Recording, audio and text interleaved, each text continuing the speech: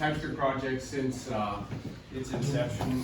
Before that, I worked on C#, and before that, I worked on Hejlsberg. Before that, I worked on Turbo Pascal, which goes back. I've been doing dev tools for 35 years now, at first Portland and then at Microsoft. My talk here is just sort of a quick overview. I'm going to have to cut it down because it's an hour talk, but we need time for Q&A, so we'll just go quick on some of it. A little bit about why we do what we do, a bit about our work with the community, and then what's new in the last year to 18 months, and what's coming up next, and then wrapping up.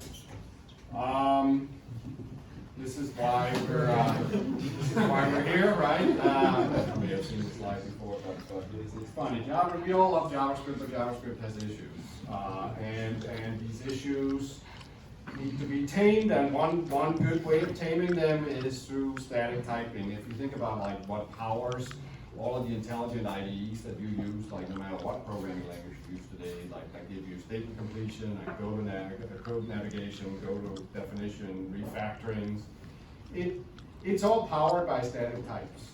Most languages have them, but dynamic languages notably don't. And there's only so far you can go without static types. And the whole idea behind TypeScript really is to retrofit a static type system on top of JavaScript, and then use that as the key enabler to build excellent tooling. And that's really what we do. We also do transpilation, and that's sort of a sideband, if you will, but this is sort of our core mission, if you will. TypeScript is just over 7 years old now. We first shipped in October of 2012. And it's been a long arc for us. For Microsoft, we were one of the very first open source projects at Microsoft, and Microsoft was a very different company 7 years ago.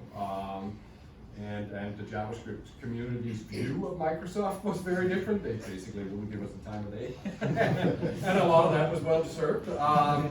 But we chose from the onset to really do this the open source way. But we actually had to learn how to do open source. We didn't know, and we did a bunch of wrong things in the beginning. Like put the source code on Codeplex, and mostly did internal dev processes instead of but within after the first couple of years, we moved to GitHub. We've been on GitHub for over 5 years now, and we religiously practice open source and open development. Everything the team does, it does on GitHub. All of our meeting notes, all of our planning documents, all of our roadmaps, issues, pull requests, everything is up there. And the team is very available. It's our cockpit. That's where we spend our day. We see it as our job to closely track the ECMAScript standard. We're not in the business of creating an alternate version of JavaScript. No, we don't add expression syntax or new statements or anything like that. The place we innovate is in the type system. That's sort of our purview. That's the thing that we overlay on top of. So we're a superset of JavaScript, and that's where we do our innovating. And the type system is pretty advanced at this point. Here are some of the sort of characteristics of our type system, and I don't think I've ever seen a type system that combines all of these, or even half of these. This notion of being erasable and gradually typed is pretty novel. Having both structural and generic types is complicated, but also super powerful. We do a lot of inference. We are very expressive. We have type constructors that are peculiar to just JavaScript that I've never seen in other type systems, sort of like the notion of being able to access a property of a type by its name and actually give strong typing to that. And it turns out to be very useful because it allows you to model common idioms in JavaScript, but in order to do that, we've had to invent a type system that can represent it. So we build best of breed tooling. We work very closely with the Visual Studio Code team, although TypeScript itself is built as this language server that can be run from any editor, Sublime Text, Vim, Emacs, Atom, back when that was a thing. And so tooling is really, in a sense, the high order bit of our type system, which is different from how type systems classically have been designed, like by academia. They have typically been there for correctness sake or for code generation's sake. We actually see the type system as being the deep enabler for excellent tooling, and that guides you down different paths, which is quite interesting. We strive to continuously lower the barrier to entry to use TypeScript. We actually use TypeScript as the language service for JavaScript in Visual Studio Code because we can do strong inference even if there are no type annotations. I'll show you a bit of that. And then we religiously focus on listening to the community and working with the community, and I'll talk a bit about that. This is where the project is at over the last 18 months. We've had 8 releases. We release about bi-monthly or every 2 to 3 months. And we're still growing at a rapid clip. We were at these are NPM stats. We were at 10 million downloads per month in 18 months ago, and now we're just shy of 30 million downloads per month. Well over a million downloads a day. Doesn't mean that there's like a million programmers that actually like download TypeScript every day, but there's a lot of auto provision stuff going on here.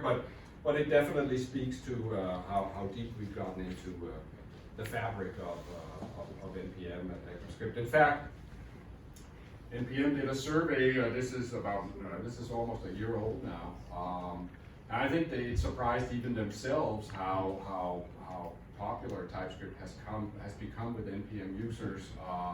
62% of users say that they use TypeScript. There was another big survey done that's also about a year old now. It's the state of JavaScript, so that's going to be coming out, I guess, next month. So if they do it again, it's about 25,000 respondents. And from that we learned that about 50% of the respondents use TypeScript, and about 80% either do use or want to use more than 80%, which honestly blew me away. I would have never thought that possible, but that's what we got into. On GitHub, we're now the 7th most used language. And I joke with people that I feel a little bit ambivalent about who we have to pass next to advance. I suspect we already have passed Chuck, actually. This is the team, or a subset of the team. A couple of people were out sick. We're all in, core of the team is in Building 18 in Redmond. There's only about 20 of us. Porta is now on our team, who organizes the TS meetup here. And we have a guy in San Francisco also, one in Boston. Community, we in the last 18 months, we've done a lot of work with the community. One piece of work we did was add support in Babel for TypeScript. It turns out that the React community is heavily invested in the Babel transpiler, and is sort of part of that pipeline. And using TypeScript was sort of unpleasant because you had to also substitute a different transpiler, and a lot of people just want to use TypeScript as a type checker and Babel as their transpiler, and we did a bunch of work to enable that. So Babel 7 now supports TypeScript syntax, and you can use TypeScript just in VS Code as your checker and your language service, but then compile with Babel. We've already talked about the work that we've been doing with ESLint, so I won't spend time on that. Generally, we see ourselves as sort of the Switzerland of frameworks. We're not married to one particular framework, though. We did do a bunch of early work with Angular, and once they adopted TypeScript, it definitely hugely increased our engagement numbers in the community. But now the latest React CLI natively supports TypeScript, and Vue 3.0 is being written in TypeScript right now. Some other work we did recently. How many of you used the TypeScript Playground? Out of curiosity, lots of people. Yeah. So when Orta joined our team, one of the first things he did was to get rid of our old playground and adopt a playground that's been built by the community called TypeScript Play. And that's now what powers our playground. And that has given us nice features like, support for multiple different versions of TypeScript, including the nightly. So before you submit an issue, you can go use the playground to check whether it's still an issue. We support all the compiler options. We support URLifying your source code so you can easily send people links. Most recently, we've started doing auto type acquisition. So if you want to write a little React example, then of course you're going to be importing from React, and then we'll automatically go get the types from React and then import them into the playground. So bunch of neat stuff. And then of course there's the 900-pound gorilla called DefinitelyTyped. How many are you familiar with DefinitelyTyped? Yeah. So interestingly, I didn't even know this, or I didn't even remember this, that DefinitelyTyped, the repository called DefinitelyTyped, was created 4 days after we originally launched TypeScript. So back in 2012.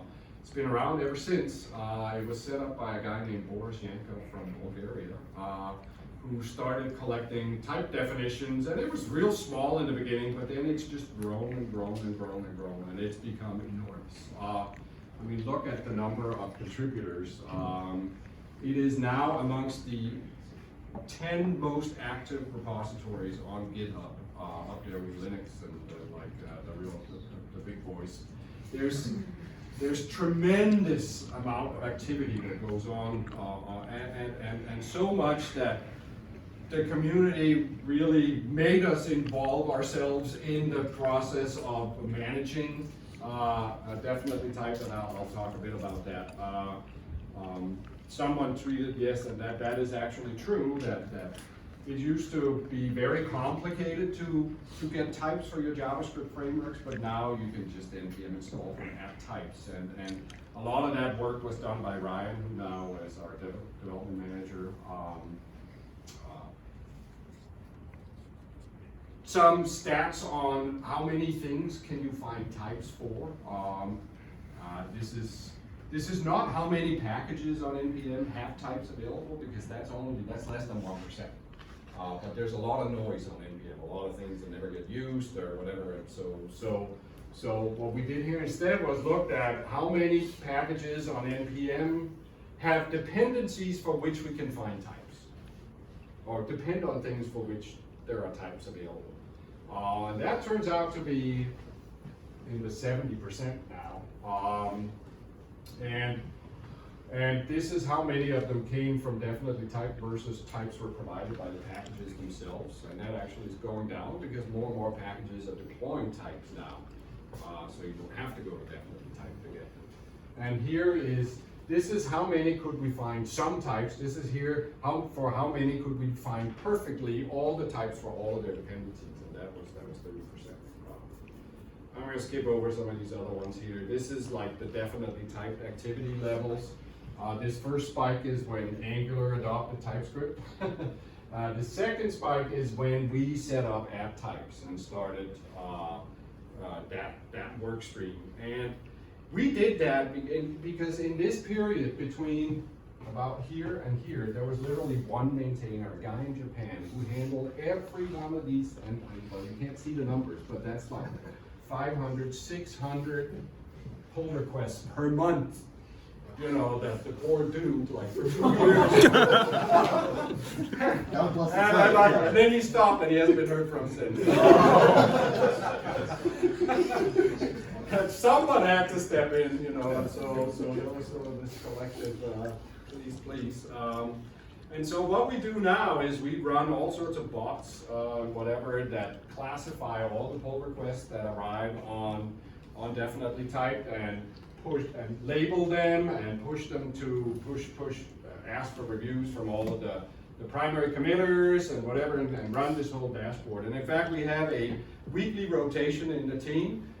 Each team member gets a week on DefinitelyTyped duty, so, i.e. a week in purgatory, you know, where you have to you have to, this is like one morning at 27 PRs awaiting review, you know. Nathan, one of our team members, did an internal representation where he had this slide of what it feels like to be on definitely typed duty. And you have to merge one pull request per hour, every hour of the day for an entire week to keep this stuff going. So if you guys feel like chipping in, we sure would appreciate it.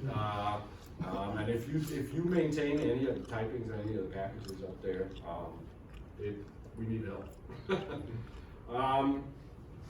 There's an interesting history of definitely typed if you're curious. I can give you a link here. We get a bunch of community contributions, more and more. In fact, two of the features in TypeScript 3.7, knowledge coalescing and uncalled function checks, were done by the community. So that's really great. Okay, so now I'm going to talk about what's new in TypeScript, and some of you may wonder why I'm showing you well, this slide here. I sort of have bucketed into three things that we do. There's working on better user experiences, there is working on scalability and faster builds, and there's working on functional features, functional programming like features. It's sort of like some of the three buckets that the work is for. But this one, why do you think that one's there? It's because error message pyramids. I'm sure you've seen something like this at some point. You know, our type checker is very good at finding problems, but it's not always very good at explaining what the problem is. and of course, this is a ridiculous example, although someone did actually write this FPTS library. So we've done a bunch of work, and we continue to do a bunch of work in this area. I'll give you some examples. This is in TypeScript 2.9, so 18 months ago, this is what your experience looked like if you had a function that took some deeply nested object, and then you passed an object literal where something was wrong. And we just like give you red squigglies over the whole thing, and then give you like a pyramid of it's in here somewhere. And of course, it's not that this isn't correct, but it doesn't actually naturally lead you to where the issue is. But now this is what the experience looks like. We tell you here's numbers not assignable to string. So that's one improvement. The other is that we now have this feature called related spans that we can put into error messages that'll give you a clickable link that will navigate you to pertinent information associated with this. For example, like where is this type declared? And that's super helpful. Here's another one related to union types. It's very common to use union types in TypeScripts, and here, for example, we have a collection of T, which is either an array or a map. And then we have, say, a collection of string to which we assign an array of number, which is not going to work out because numbers and strings are not compatible. But of course, we have to explain that it doesn't work out. And so we start by saying, well, you can't assign numbers to collections, but then we sort of go off on the wrong track. Well, number array is not assignable to string or to array of string, nor is it assignable to map of string, and then we just always would pick the last one and elaborate into that. And this would be like the collection here, and then we'd like give you some whole hocus pocus about like symbol dot whatever not being available, and you'd go, what? Now we have heuristics for looking at, well, what might have been the intent here. And clearly, you know, if you're talking about arrays, you probably meant that to relate the arrays, so we find the best thing to try to elaborate into, and because that's likely where the error is.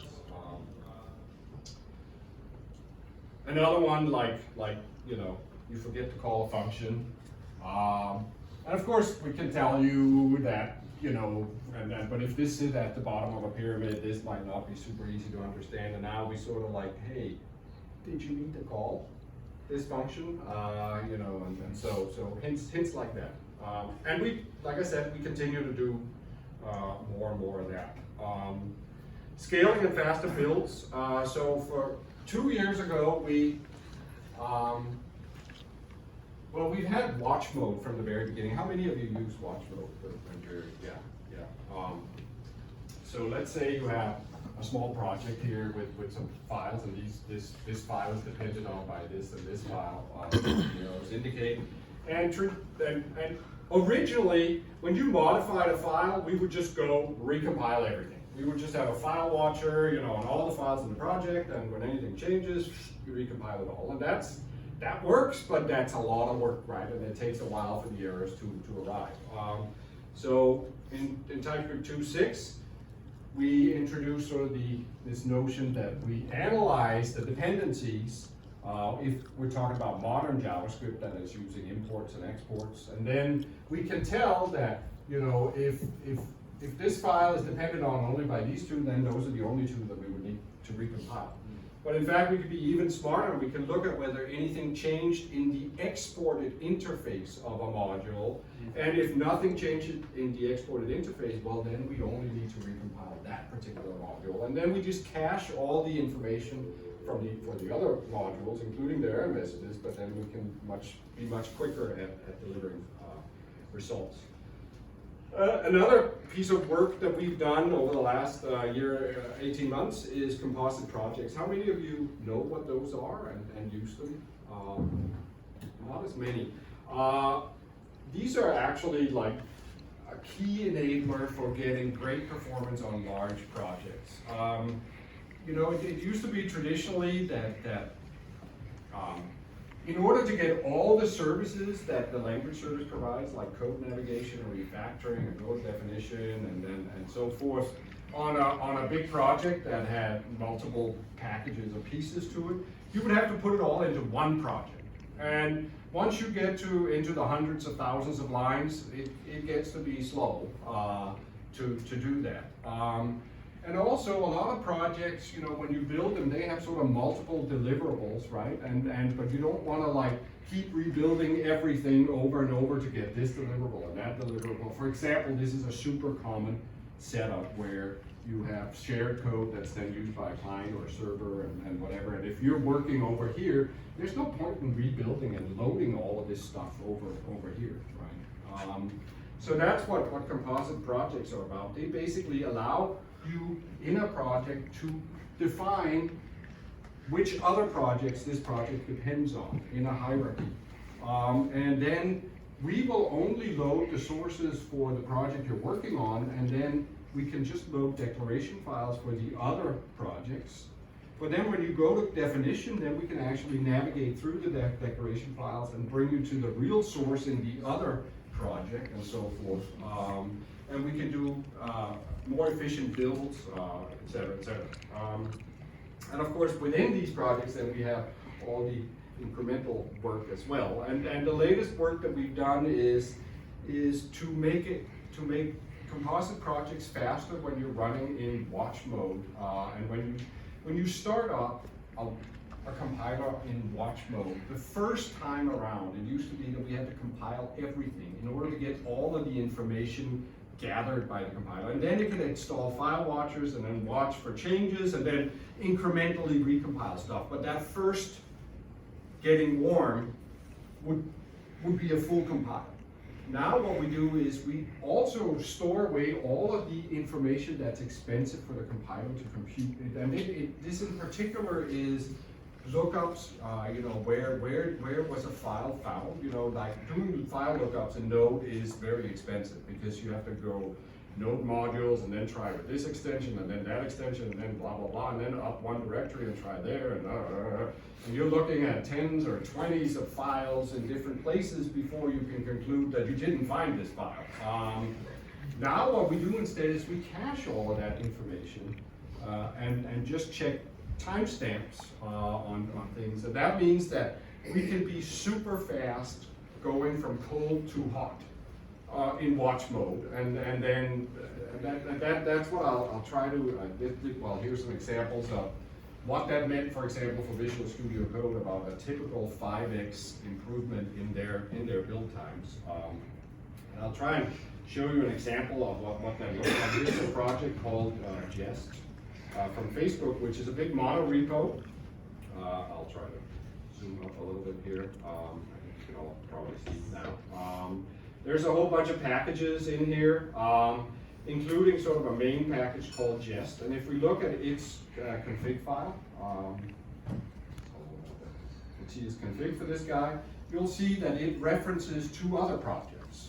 So it depends on the CLI, and it depends on jest core, and if we click on this guy, you'll see that it in turn depends on a bunch of other projects, including, say, jest util, and if we click on jest util, it depends on jest types, and if you click on that, now we're at the bottom. So there's a whole sort of dependency graph in here that the compiler can understand. Let's try to go to the directory where we had that jest main project, and then let's try to time a build with verbose. And I've always, a full build of this project takes about 2 minutes. But here, I'll show you that, well, so I have been messing with it before. So this is going to take a little bit longer, but I want to show you here. The first time, now a full build is like 1 second, or less than a second, because we've cached all of the information. Now let's try to go back and make some changes. Let's go into jest util source, and let's try to see this package here exports, for example, a clear line function.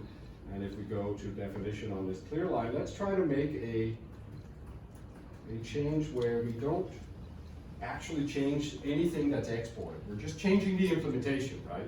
Everything else is the same. And let's try to go back and do a build. And you'll see that, yep, we need to compile jest util, but then the rest is the same. And so in 3 seconds we can be done. And now again, we're done in less than a second. But if I make a change to the public interface, like let's go to index.v.ts, let's go to special cares here, for example, and then let's try to say export const foo equals 42. So we change the external interface of this module and try to do a build. Then you'll see that now we need to build a few more things. But still, we can get done in about 8 seconds. And then again, thereafter, we're fast again.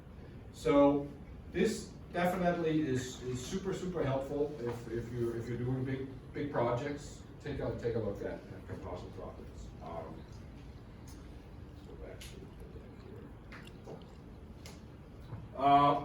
Another work stream that we've done over the last year is working on better support for functions and immutability, which is like if you're doing any kind of React or any of sort of modern programming, there's more and more functional programming that's sneaking in. And this is a whole bunch of different features. I'll try to show you some examples of those in action. So let's go to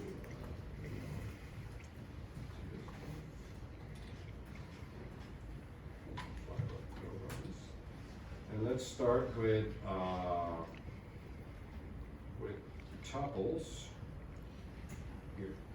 So long time ago, we added tuple support to TypeScript, but it was pretty rudimentary. We would allow you to have fixed length tuples with fixed set of elements, you know, so like this.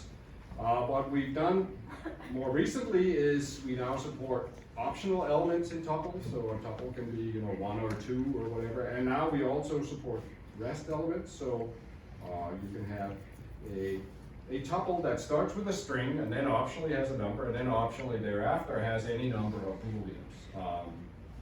And that's of course nice, but then we've also done a bunch of work to integrate tuples with rest and spread in functions. So spread in function calls and rest parameters in functions. So I can now write a thing like function foo that takes args, colon, and then I can declare this as a tuple here. And I can basically spread a tuple or restify a tuple as a parameter. And if I hover over that, you'll see that we actually inline the tuple at that point, and you get a function now that takes a string and then optionally a number and then any number of booleans thereafter. And so I can call this with foo of foo comma 42 comma true comma false, say.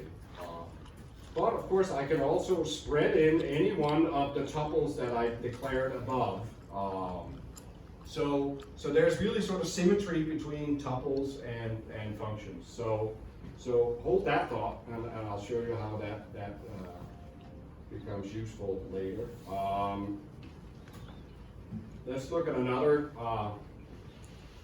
sort of bread and butter thing in functional programming is functions that manipulate other functions. Here's a function called call, to which you can pass a function and the argument list for that function, and call then calls that function with those arguments. That's very, very rudimentary functional stuff, right? We used to do a pretty poor job of type checking this. It was sort of like on the order of, I could say call of F0 here, and well, I would get back an any. And then I could actually pass it a bunch of arguments, even though it doesn't take any arguments, and that sort of doesn't seem right either, right?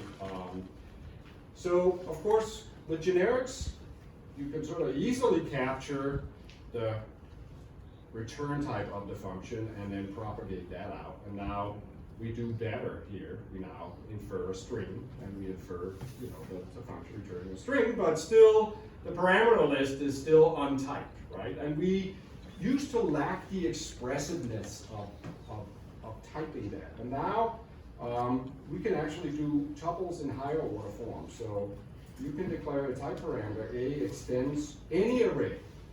And of course, recall now that tuples are arrays. They're just sort of like more constrained arrays, right? And then we can type our argument lists as one of those.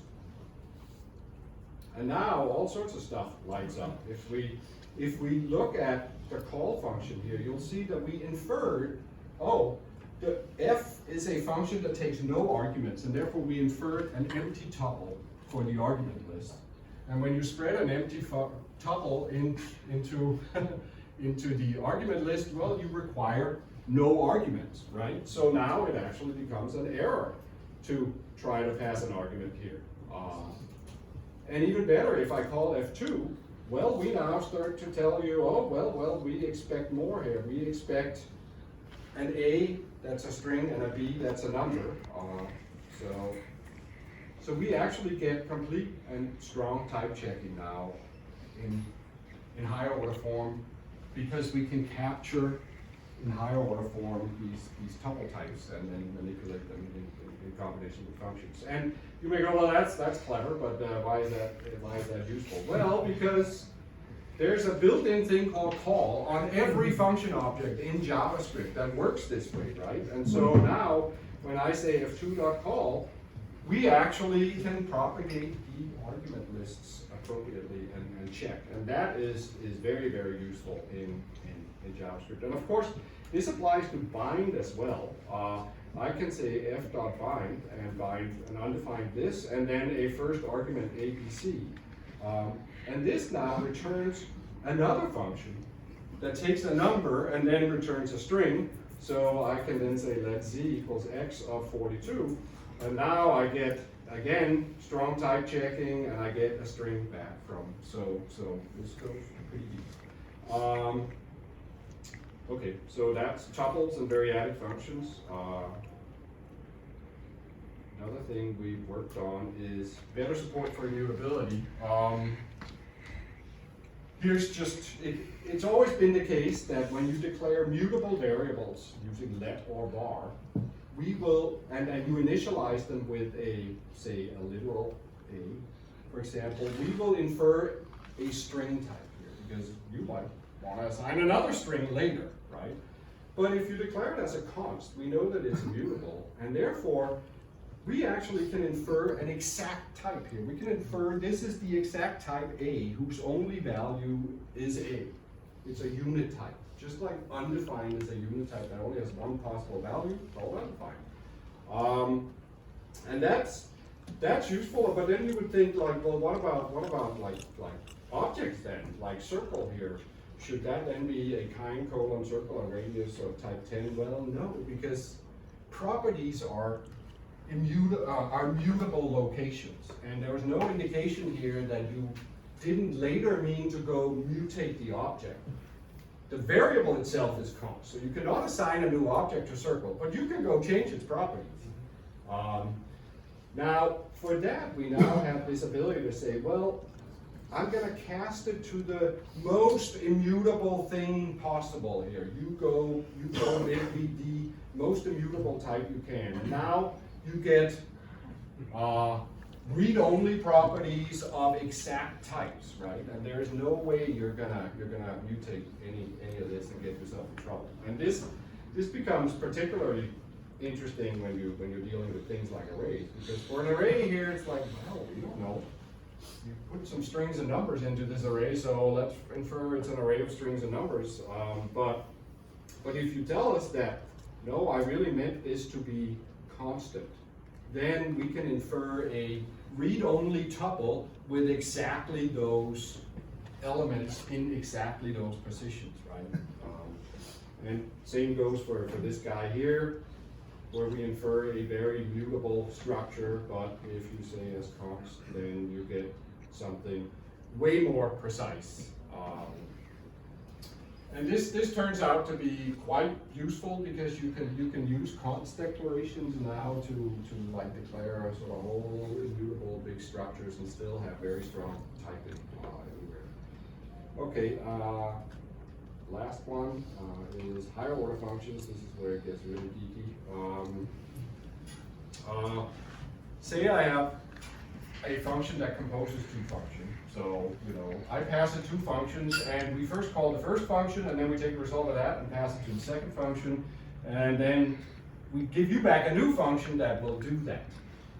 That will call the first, pass it to the second, call the second, then pass the result out.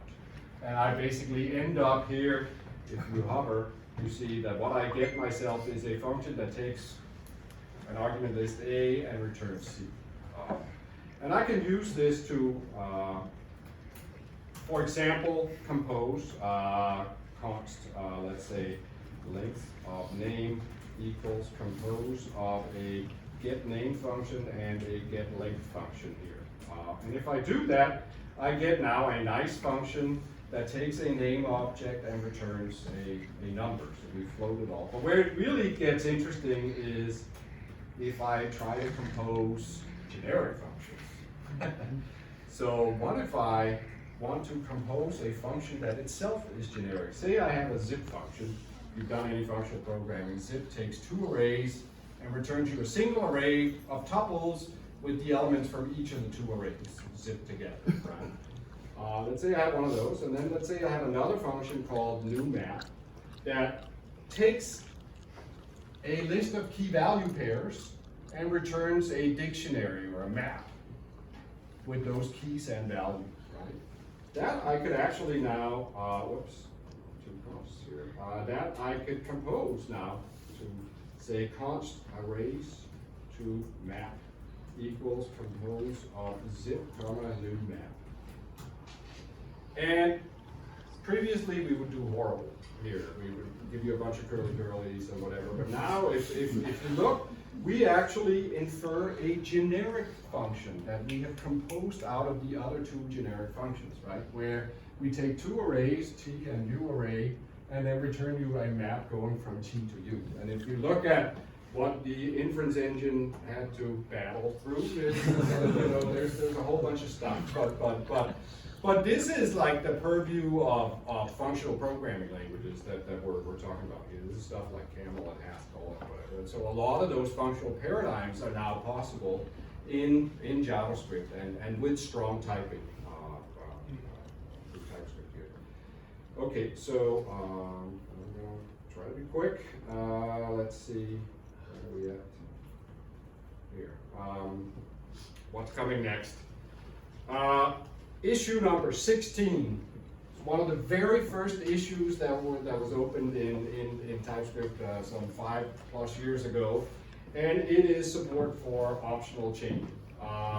And in the next version of JavaScript, believe it or not, this is actually valid JavaScript.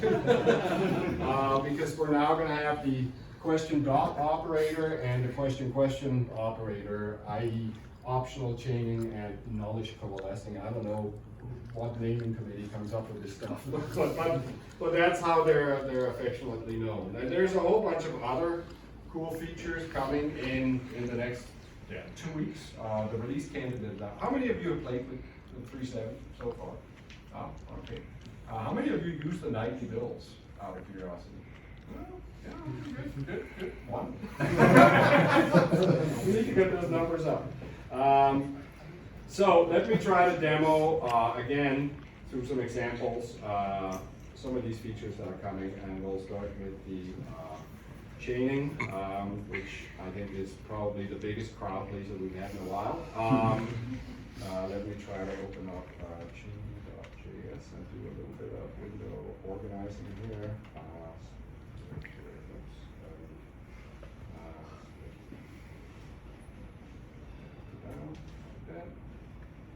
Okay, no, actually, there we go. Okay, this one. Okay, and then let me start watch on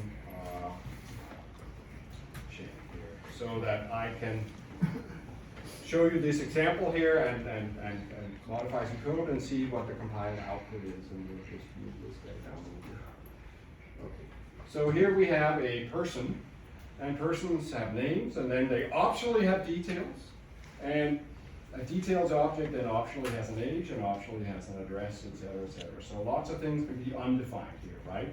Now, if I wanted to extract the city from a person previously, I would go p.details, and then I would sort of like, you know, this could be undefined, right? So I now have to say and p.details.address. And p.details.address.city, right? That's basically what I would have to write. Or something to that effect, or a bunch of if statements, and it's painful, right? People hate doing this stuff. We just say, yeah, okay, so now let me show you with optional chaining what it looks like. So if I press dot here, the checker knows that this object could be undefined, which is why I see red squigglies. But if I now autocomplete, it also knows that, hey, you could use question dot, and then it would be okay. So it completes your dot to a question dot based on the types, right? Which I think is kind of clever. And the same for city. And so now you can simply question dot your way into it, and we will, and question dot will then just propagate the undefined. So if this is undefined or this is undefined, then the result is just undefined. Now if we save, you'll see some slightly scary code come out of it. Let's try with a simpler one like age, p.details.age. And let's try to save that one. And you can see that it's actually not all that scary. Can you see down at the bottom there? Or should I move it up a little bit?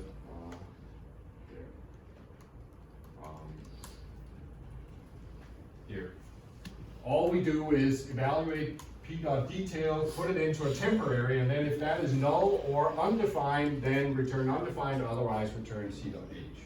And then that just combines on the line above. What is the logic for void zero? Void zero is the guaranteed way to get an undefined.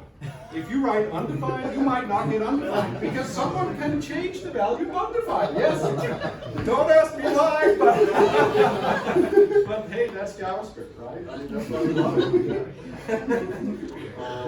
What? Void zero is always undefined. It's the shortest way known to mankind to get an undefined. But age here would still be possibly undefined, right? And what if I want to get rid of the undefined altogether? I want to supply a default value. This is the very common idiom that people would use then. It's like age or its default value. Can anyone spot the issue here? Sure. Anyone have newborns? Yeah. If you're 0 years old, you would now get -1 because 0 is falsy, and therefore you would get the default value, which is probably not what you intended. So there's this new operator called question, which says if this is null or undefined, then give me that, otherwise give me this. And if I save that, you'll see what that does. It does exactly what we just said. If age is null and age is not undefined, or if age is not null undefined, then you get age, otherwise you get -1. Okay, so that's knowledge coalescing and optional chaining, which is in 3.7. Another nifty feature is assertions, or type checker support for assertions. I'm sure you have all written code that looks similar to this, right? And a fail function, say, that can just throw an error and blow up, and an assert function that will fail if whatever you're asserting is not true. And then you might write code like this here: assert that x is a string, and if not, throw an exception. And now it sure would be nice if the type checker would assume that x is string here, but it doesn't. I can't use the length property because x is unknown. If I hover over it, it'll still think it's unknown. Well, but now it's possible to indicate that this function asserts that expert is truthy. So basically this is a type annotation that says this function asserts that this parameter is truthy. And when you see that a call to this function in the control flow, please assume whatever it asserts is true. And so now, if I go down here, you'll see that all of a sudden now x is actually a string, because the checker knows that we're never going to get here unless this is true up here. And the effect of this is the same as a type card that says that x is a string, right? This can be very useful if you're writing code with asserts. Likewise, if I were to say, call my fail function, well, what if I put code after that, x plus 1 here? Well, okay, fine, I can't do that because x is unknown, but what if I just said x? It's still allowing the code to be there, although that code will never be reached, right? Because we're going to always throw an exception when we call fail. But the checker doesn't really know that because it has inferred return type void for this guy. Even though it knows that it always throws an exception, it's conservative and it goes, hey, you might have meant to just like implement something here as a placeholder and then later you won't. But if you annotate it with a never type annotation, then you'll see that we now know that fail never returns, and therefore any code that comes after fail is unreachable, and we will give you an error saying you're never going to get here. We will give you yellow squigglies if you say no unreachable code. So it's another little nice feature. Let me show you one more, which is uncalled functions. Let me go to TypeScript as it exists today. Let's say you have a user object and that users have a function that says whether they're administrators, and only administrators get to format the hard drive. But not so much. Can you spot the issue here? You forgot to call the function. You're checking whether this is truthy.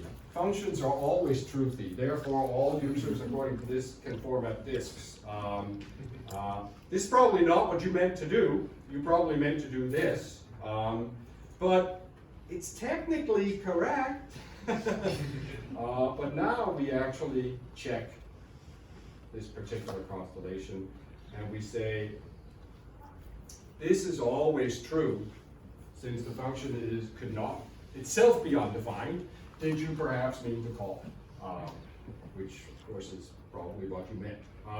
Now we could have left it at that, but it turns out that when we implement, that was our first attempt at implementing the feature. That actually surprisingly broke a lot of code.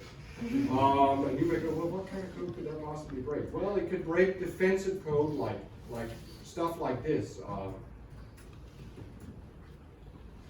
Let me just make absolutely sure that there is a function before I call it. Even though the checker says can't be undefined, someone might have forgotten to initialize a property or whatever or something, so let me be defensive about it, right?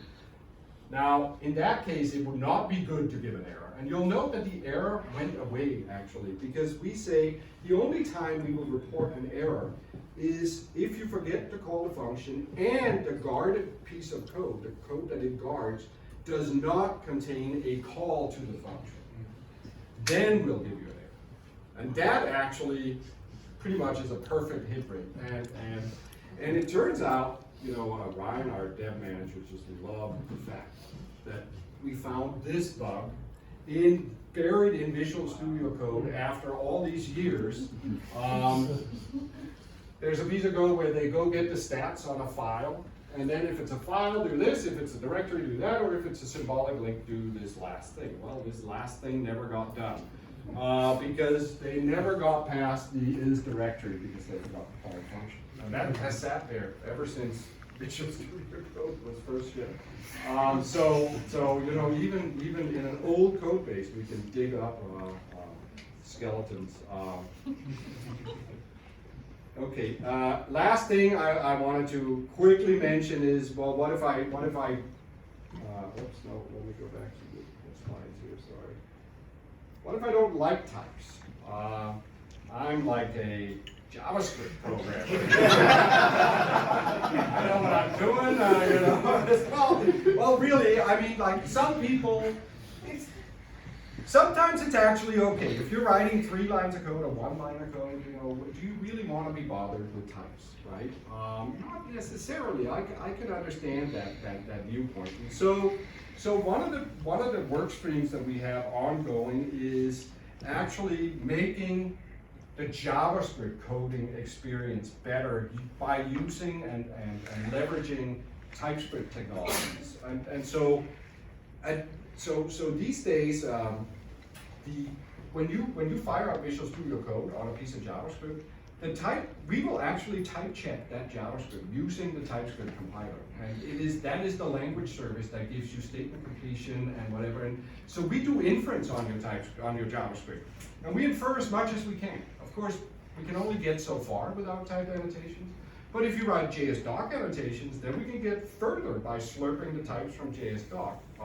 And so here's some examples of what that means. Here's just a little vignette of create a blank JavaScript file in a blank directory. And then let's say we import underbar from Lodash. And you'll see that we can do statement completion on Lodash first of all. But even better, we can now go fetch the types for Lodash and then actually give you statement completion because we know what underbar is.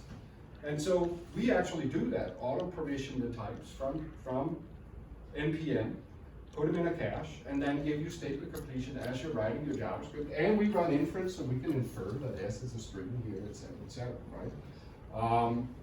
And you'll see that if you go to definition on that, we actually have slurped up the definitely type definitions. And if you write, say, a JSDoc annotation on a function like this, then sure, we can trust that that's what you meant, and then we can say, when you say S dot here, we can give you statement completion on string, right? But of course, it's JavaScript, so you can call it in past 55. That's not necessarily wrong. I mean, it's JavaScript, right? You might have meant that, and or you can make a typo here, and you might have meant that. But you could also ask us to conservatively try to check your JavaScript, and that's the @TSCheck that you can put in a JavaScript file, and then we will fire up the type checker on your code, but we will be conservative. In cases where we are not exactly sure, we won't say anything. But in cases where we know things are definitely wrong, then we can give you an error, right? So it's sort of the opposite of what TypeScript does. It whines whenever it's not quite sure, and it wants you to let it go in and add a type annotation. But we can flip it the other way and say, hey, if we don't know, fine. But in a lot of cases, we do know, and we can actually do a lot better. Okay, that's as much time as I have and more. So I'll just leave it there. But I want to thank you for coming, and I'll be happy to take questions as well about what's going on in TypeScript. So thank you.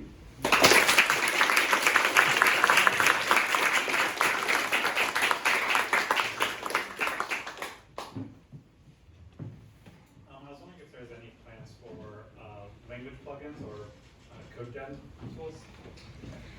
It's something that we go back and forth on. People often ask, could I please get the ability to plug in AST transformations in our emitter, or yes, pluggable language syntax or whatever.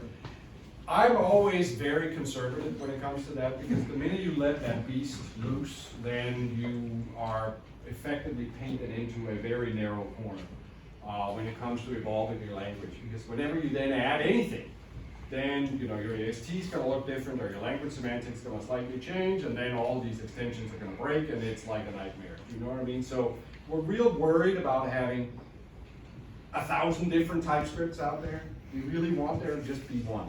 But if you have specific asks or specific features that you're lacking, we're very open to hearing about that, but we're a little more conservative about this sort of blanket. What about the code gen side of things? Well, the code gen side, I would be less concerned, and people do plug things in. But it's just, again, chances are they'll break, because every time there's a new version of ECMAScript, there's new AST nodes that are not going to be understood by, you know what I mean? And so it's tricky. But it's, yeah, I hear you. Yeah. Something I struggle with in my code is error handling. And people tend to like to throw exceptions everywhere because it's easy to throw it and not think about where they're caught. So is there anything coming that will help with that? Either something like checked exceptions, or an error monad or something?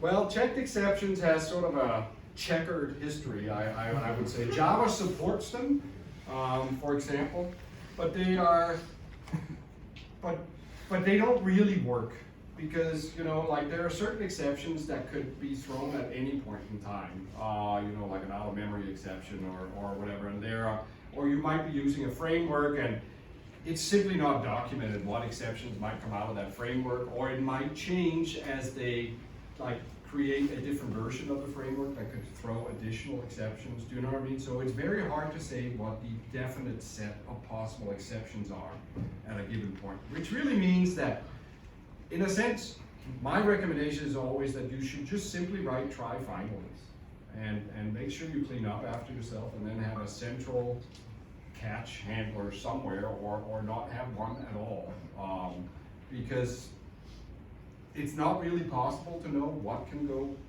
wrong. Yeah, I feel like this is what a type system can Well, help me the with. type system can help to a certain extent, and certainly we will do analysis. We know that when you throw, that branch of code is dead, and any effects from in there, we can detect unreachable code and whatever. But what is not knowable really is what are the set of possible exceptions that could be raised at a given point. It is much, much harder to know, and it's not, I don't think, something that we could ever really know for certain.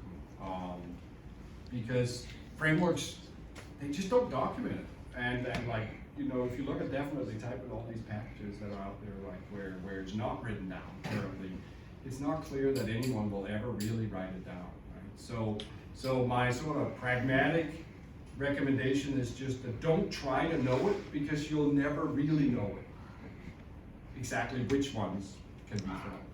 Nice. Yeah. Earlier this evening, we learned about TS more, and having worked with the TypeScript API. No offense, but sometimes it can be very verbose to work with, especially if you do code genning and whatnot. Right. Are there any plans to optimize that API a little bit? Not any specific plans, but we would love to have suggestions. I think the way to think of why the API looks the way it looks is that it really is the internal compiler API, and we don't have a whole lot of wrappings around and nice ergonomic APIs and whatever, because that's more code and more time and therefore it will go slower, right, and load slower and so forth. So we tend to write in a very terse style, because we're trying to get a lot done in as little as possible. But I'm certainly curious about like if you have suggestions, we welcome them. Yeah. First of all, thanks for all your work and giving all these talks. I know this is not the first time today that you've done this. That's true. One of the more interesting projects in the JS space is Sebastian McKenzie working on Rome. And his argument is that there's one single tool chain for everything from testing to type checking to bundling and all that. It seems like, with all this work that you've done with the incremental sort of builds and all that, that could be useful for, ESLint and a bunch of other relevant tools. Yeah. I mean,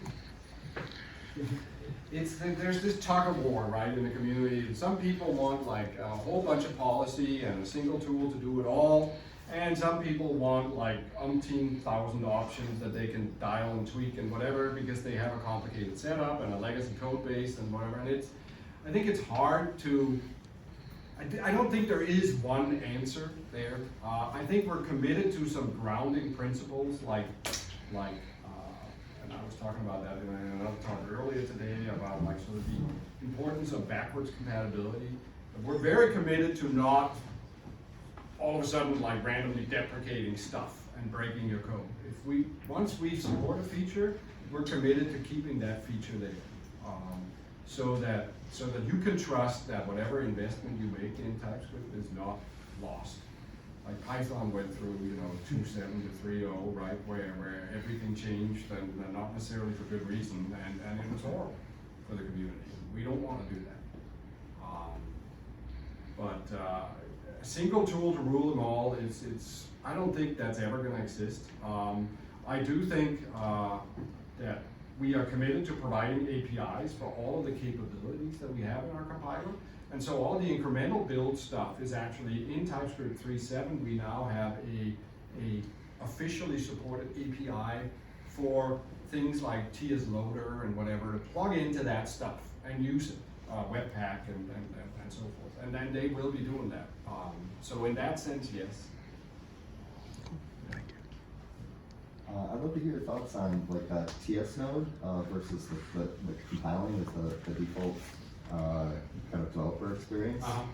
Just running a node script and knowing that you don't have to run any compilation and that there's no dependencies is really nice, right? Yeah. No, I think it's lovely. I mean, I use it on occasion, and if you look at Ryan Dahl and his Dino project, which is all about like trying to actually make TypeScript a first-class citizen in a node-like environment, right? So I like it, yeah. Mark, but I don't know that there's anything else we can do there, other than to sort of say, yeah, that's a cool thing. Fair enough. Yep. This might already have like a well-known answer, but I can't find it. So conditional map types have been a game changer for me, but like I sit down and I really work out some kind of complicated type conversion, and then at the end of it I want to have like an assertion, like some kind of compiler test, and I'm not really sure how to do that. It's funny, isn't it? It's like, I want a debugger for my types. Right. That our type system has become pretty powerful, right? And it's actually Turing complete as people keep proving. You can write programs in the type system that get evaluated at compile time. It's nutty. We keep thinking about this problem, and I think we could do a little bit better about like at least having some sort of ability to assert that in your test that this type is supposed to be this right here, and if it's not, so if you have ideas, I think an annotation, like some kind of that sign, and like this is going to error and maybe run an insert or something like that to keep it in. Yeah. I know it's a thing. I know, and like on DefinitelyTyped we have this $expect type that people use, and it's kind of hokey, and we can do better. I agree. Yeah. Yeah, Dan? Yeah, do you think? Oh, sorry. Just gonna ask if so you've worked on a lot of languages over the years. I'm curious if there's any features you had in like Turbo Pascal or Delphi or C# that you kind of miss. Oh gosh. Well, I mean, there are times when I miss the simplicity of the good old days, right? I mean, and so I think it's more like what I miss more is like the poverty of features, the simplicity that comes with that, right?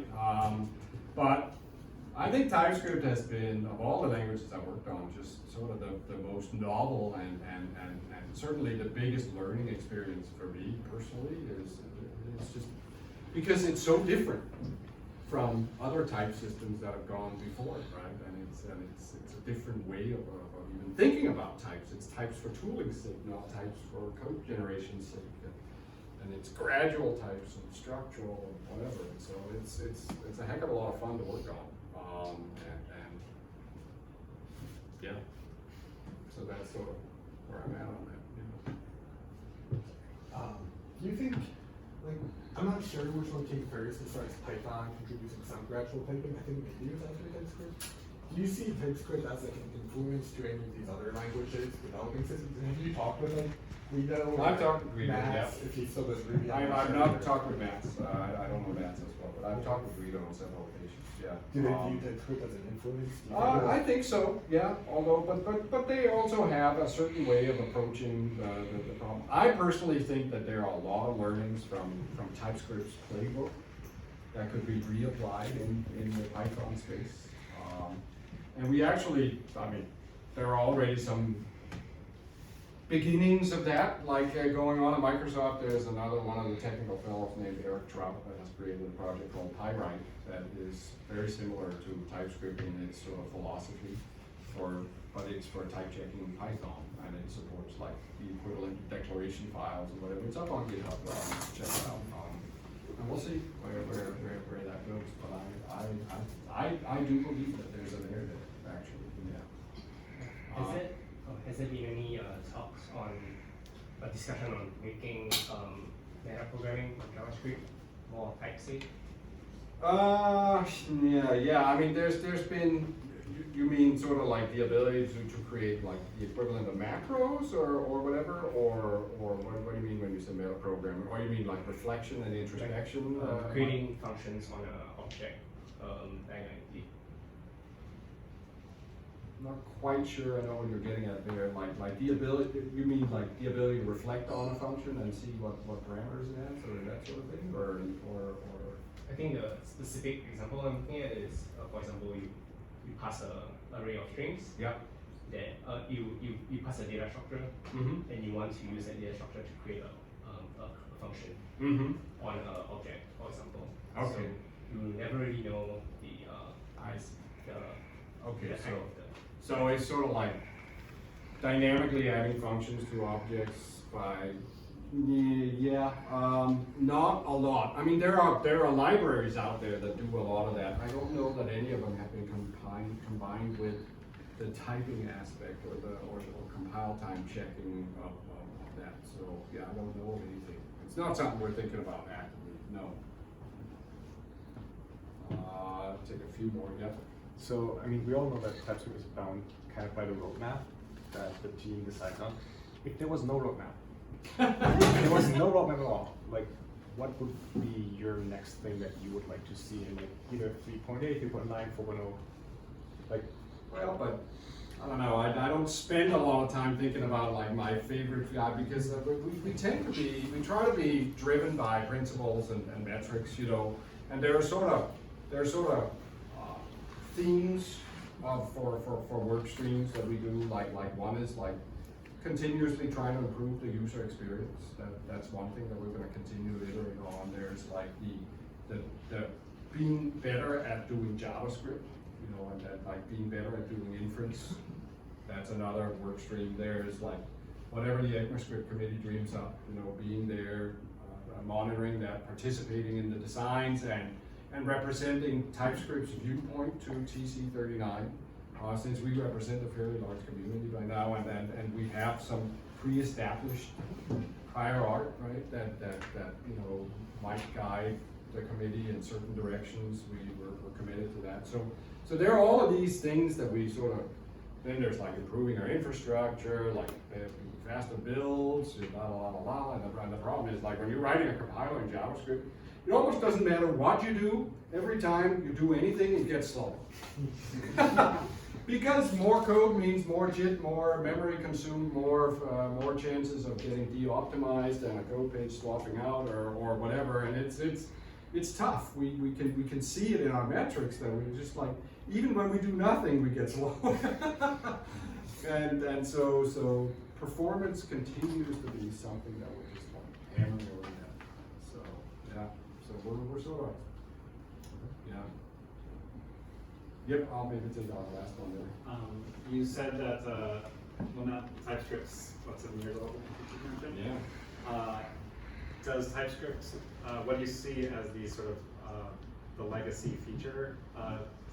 The amount of time you're going to be supporting a lot of the older features. Well, I don't think anything will ever go away, but we can park it under increasingly restricted flags, you know, if you will, and things like namespaces ultimately are really a legacy feature, right? In a sense, enums are a legacy feature, but they're also darn useful. And our ability to inline the values of enums, you know, we know from the compiler itself, it's like that's 30% speed improvement of the compiler just by inlining all of the enums, so the JIT doesn't have to go look them up. And so there are certain things that will probably never go away, but in retrospect, we probably wouldn't have done. You know, at least the namespaces, we wouldn't have. There were no modules at the time, and so therefore namespaces. But now there are, and that we would strongly recommend that you use those and not namespaces. But they're not gonna. We can't take them away. There's too much code that depends on it, and we're not in the business of breaking people's code. So. Cool. All right. Well, thanks everyone, and we're well over time.